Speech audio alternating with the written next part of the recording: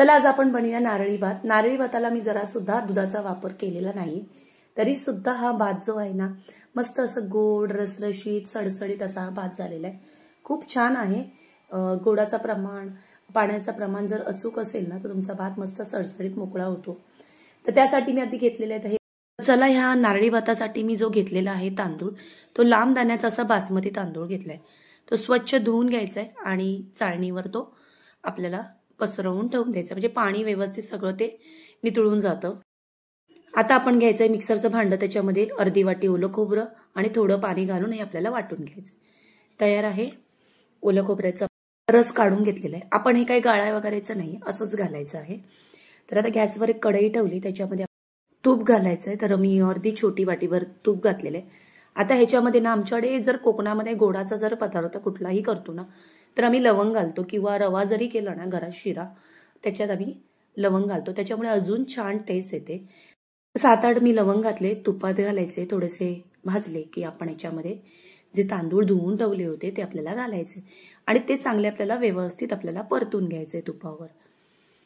तर मी चांगले आता हे परतून बघा घेते। आता आपण याच्यामध्ये ना मी आता बदाम घालणार आहे। तुमच्याकडे जर काजू वगैरे असेल तर तुम्ही घालू शकता, माझ्याकडे नव्हते म्हणून मी फक्त बदाम घातलेले। तर आता हे बदाम पण थोडेसे आपल्याला ह्याच्यावर तुपावर जर असे परतून घ्यायचे आहे।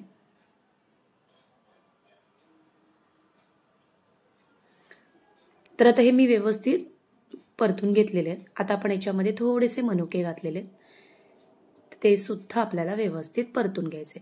मनुके हे नंतर घालायचे, नाहीतर ते करपू शकतात, त्याच्यामुळे जरा तांदूळ व्यवस्थित भाजला गेला की आपण याच्यात मनुके घालायचे। आता याच्यामध्ये थोडीशी पाववाटीभर आपल्याला ओलं खोबरं घालायचंय। ओलं खोबऱ्याचा आपण रस केलेलाच आहे, पण थोडंसं नारळी भात असल्यामुळे थोडंसं ओलं खोबरं सुद्धा मी घातलंय। पाववाटीभर मी ओलं खोबरं घातले, ते आपल्याला थोडं 2 मिनिटं परतून घ्यायचंय। आता हे 2 मिनिटं झालं, व्यवस्थित आपण परतून घेतलेलं आहे। तर आता झालेलं आहे परतून। आता आपण याच्यामध्ये हा नारळाचा रस घालून घ्यायचा आहे आणि व्यवस्थित आपल्याला परतून घ्यायचं आहे। मिक्सरच्या भांड्याला जे लागलेलं आहे ओलं खोबऱ्याचं जे थोडंसं रस, तर आपण त्याच्यात थोडंसं पाणी घालून हे आपण वापरणार आहे। ते पाण्याचं प्रमाण तुम्हाला मी सांगणार आहे की। तर हा रस मी भातामध्ये मिक्स करून घेतलाय, चांगली अशी, त्यामुळे टेस्ट खूप छान लागते।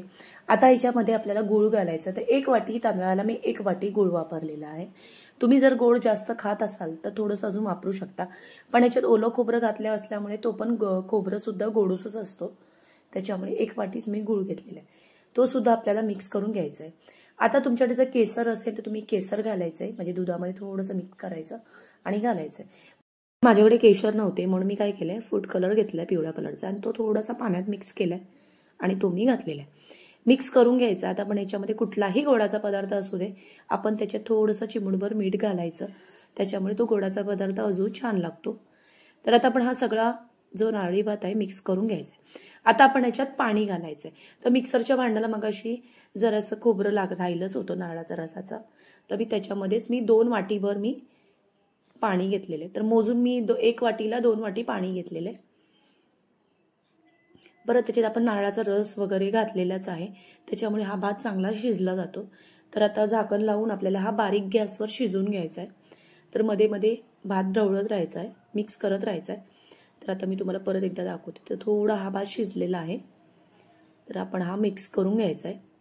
तर हा भात तुम्ही कधीही करू शकता, म्हणजे नारळी पौर्णिमा आहे म्हणून करायचा असं काही नाही। वाटलं कधी खायची इच्छा आणि एकदम साध्या सोप्या पद्धतीत आहे।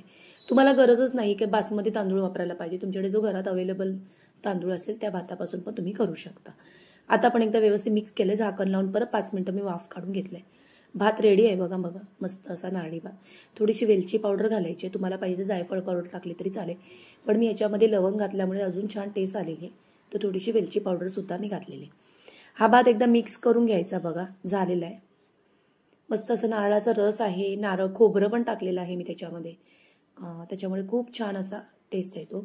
त्याच्यामुळे तुम्हाला ह्याच्यामध्ये दूध वगैरे घालायची काहीही गरज नाहीये।